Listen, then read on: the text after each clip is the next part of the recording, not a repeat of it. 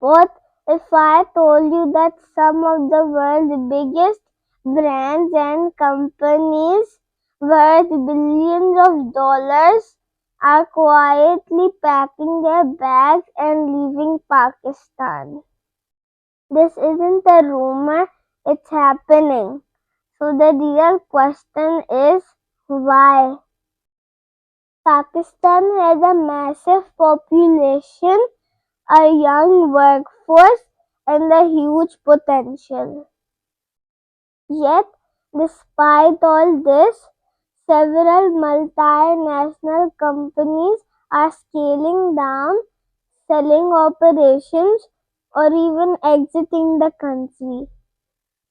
Let's break down the real reasons behind this exit with examples.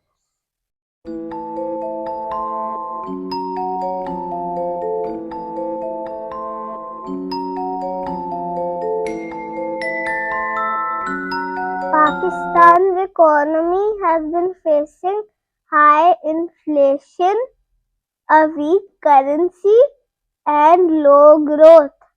For multinational companies, stability is everything. When the value of money keeps changing, profits become unpredictable. Companies like Shell Pakistan announced plans to exit because long-term investment became too risky in such an unstable economic environment. The Pakistani rupee has lost significant value over the years.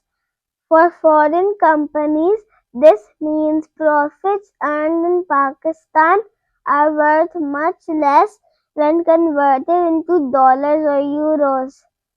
Unilever sold its tea business in Pakistan partly due to shrinking margins caused by currency losses. Frequent changes in government policies, sudden tax hikes, and unclear regulations scare investors. Multinationals prefer countries where rules don't change overnight. A company can plan for high taxes but not for unpredictable ones. Many companies rely on imported raw materials. Pakistan's dollar shortage and strict import control have caused production delays and factory shutdowns.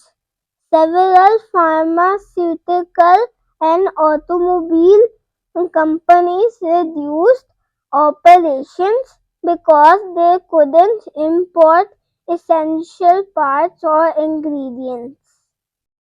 Electricity and gas shortages, combined with some of the highest energy costs in the region, have made manufacturing extremely expensive. For a multinational, higher costs mean one thing: move elsewhere.